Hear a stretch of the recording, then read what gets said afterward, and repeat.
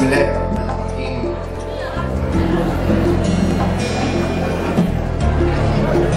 بسم الله الرحمن الرحيم.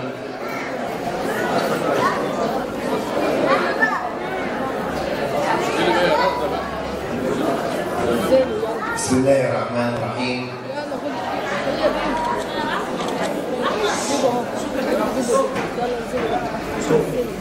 أنا قاعد معاك. نزل عزي. بسم الله الرحمن الرحيم. وقل اعملوا فسيرى الله عملكم ورسوله والمؤمنون.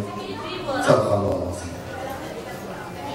كل سنة وكل أم طيب. كل سنة ومتغمر وأمهات متغمر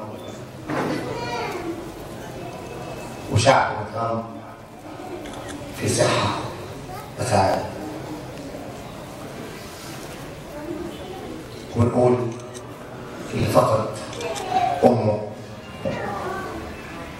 وأنا أقول لكم الله يرحمهم جميعا وتغنمهم في سيح حماتي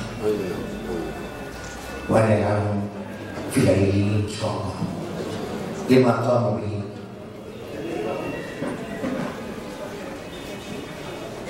أنا فاكر يوم الله يرحمه موقف لم أنساه حتى الآن. كنت طالع من المدرسة، كنت في أولى ابتدائي.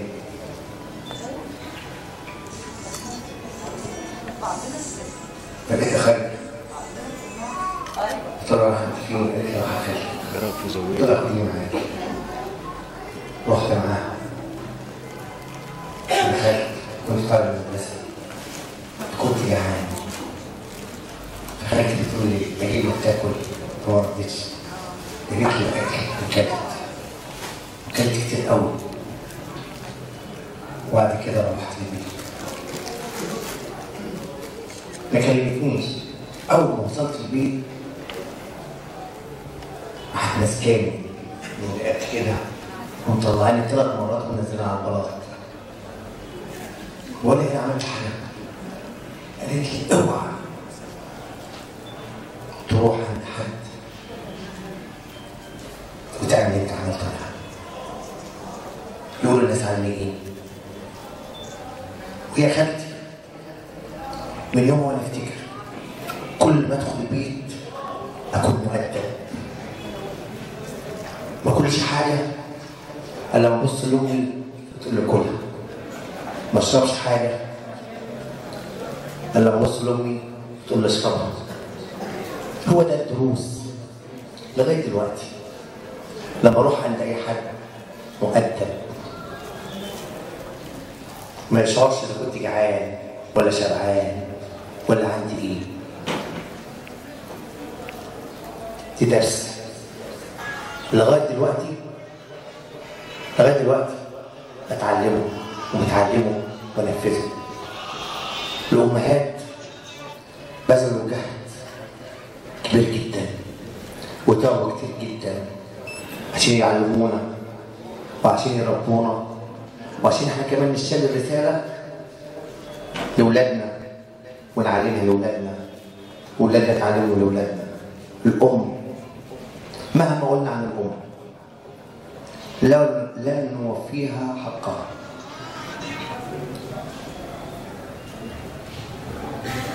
انا بقول لكل واحد امه ما زالت معاه اوعى تسيبها. خلي بالك منها، راعيها. بكره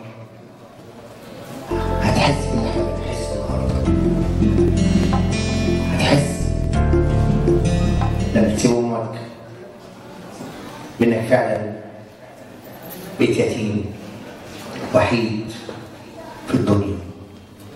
يا رب كلكم يخليكم امهاتكم، واللي امه انتقلت الى رحمه الله يروح النهارده ويزورها ويديلها ورده ويشكرها ويدعي لها، وربنا يتقبل منا جميعا. أنا بقى مش عارف، في واحد يسألني ويقول لي أنت يعني مالك شديد كده ومالك يعني ماشي؟ قلت له يا أخي بلاقي الحب ده كله بيتغم، مبقاش شديد، مبقاش قوي. أنا بحبكم بقيت قوي، وأنا وعدكم إن شاء الله هبذل القصارى جهد عشان نغير بلدنا نتغم إن شاء الله رب العالمين.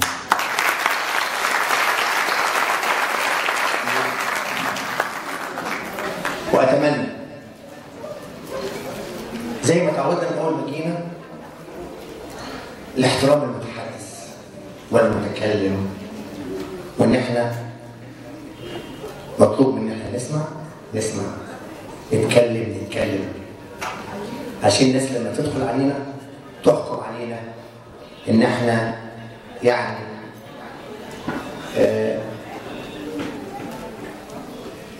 محترمين، بنخاف على بلدنا، لأن مفيش شك إن إحنا لما بنتنقل أو حد بيدخل علينا بينقل اللي بيدور والحدث اللي بيدور. كل ما يكون منظم بنسمع، وقت الكلام بنتحدث أكيد بينقل علينا حاجات كويسة. ومش عايز أقول المسابقة انتهت بفوز أم مثالية. الأم المثالية اللي فازت هذا العام هي بنكرم المحاضرات كلها فيها، يعني كلنا فايزين، بس اخترنا واحدة نكرمها كلكم فيها ونقول لها ألف مبروك. الموظف المثالي يعني انتهت اللجنة برضك إلى اختيار موظف، مش هو برضك الموظف اللي بيشتغل على يعني انا مش عايز اقول هو بيمثلكم جميعا، يعني احنا اخترنا 2 بيمثلونا جميعا ان احنا نكرمهم، مفيش فرق بيننا وبينهم، انما احنا اخترناهم عشان نكرمهم سواء في الام المثاليه او سواء في الاب المثالي. النهارده بيشرفنا الفنان القدير الاستاذ احمد زكي وفرقته. ارجو ان احنا نستمتع بيهم النهارده، ويعني ما فيش شك ان قلبنا بيعتصم حزنا على شهدائنا في سيناء او شهدائنا اللي في العمره في السعوديه، انما يعني عيد الام برضك هنفرح مع بعض. وانا بشكر حضراتكم جميعا، وبتمنى لحضراتكم الصحه والسعاده والتوفيق، وكل عام وانتم بخير، والسلام عليكم.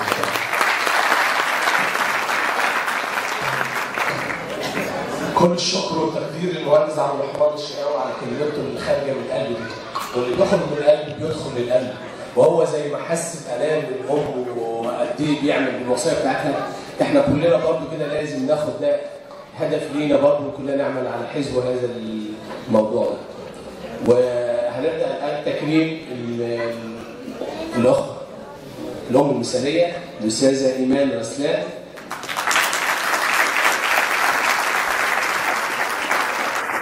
الاستاذه ايمان رسلان وكيل شباب الخريجين، وعملت ادارات كتير في رئاسه المجلس، هي كل الثقه وكل التقدير للاستاذه ايمان رسلان، وهي زوجة احد الشهداء.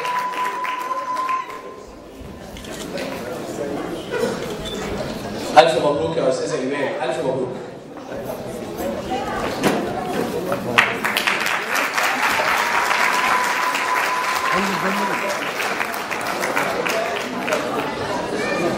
والمهندس حسن دويدار الموظف المثالي.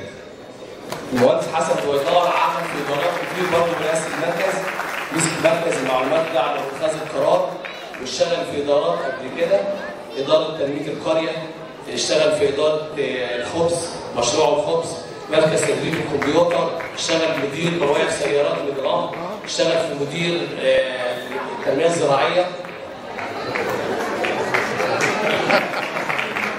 مبروك للمهندس حسن ويستحق كل شكر وكل تقدير. شكرا للمهندس عبد الرحمن الشهاوي على هذا الشعور الجميل.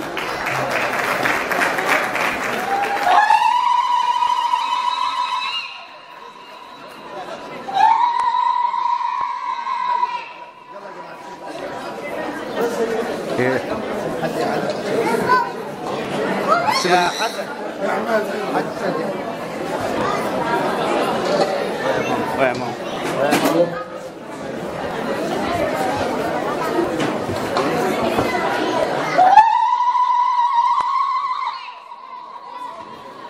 كل سنة وانتم طيبين جميعا.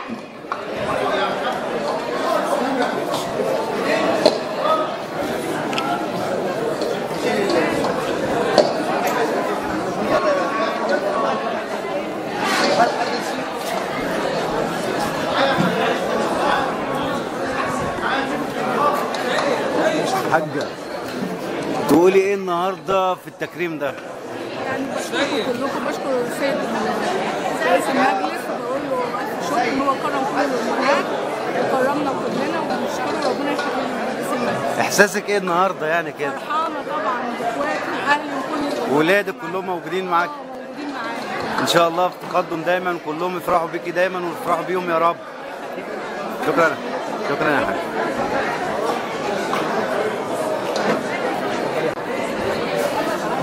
استاذ حسن تقول ايه النهارده في التكريم اللي شفته اللي خدته النهارده من شيء عظيم جدا، وده شيء احنا متوقعينه من راجل صاحب رؤيه، الاستاذ الباشمهندس عبد الرحمن الشهاوي. اهم شيء في الرؤيه، وده بنفتقدها في القيادات اللي موجوده في مصر. مصر محتاجه ناس اصحاب افكار. اديني فكره افضل ما تديني فلوس. ما تدينيش سمكه، علمني ازاي اصطاد السمكه. علمنا ازاي نصنع صناره دلوقتي. لا طيب دلوقتي يعني احساسك دلوقتي بعد التكريم ده شيء عظيم جدا، انك بعد السنين والعمل المستمر والمجهود اللي قمت بيه، حسيت ان انت يعني في ثمار خدتها بمجرد تكريم جميل كده؟ اكيد اكيد اكيد اكيد. الثمار دي انا حاسس بيها من زمان جدا، في البركه اللي في ولادي، في البركه اللي في بيتي، في البركه اللي في صحتي. كل ما بدي ربنا بيعيني. اكيد ولادك ربنا كلل هذا الكلام بقى بهذا الشيء المادي، لكن الشيء المعنوي اكتر. ده طبعا اهم.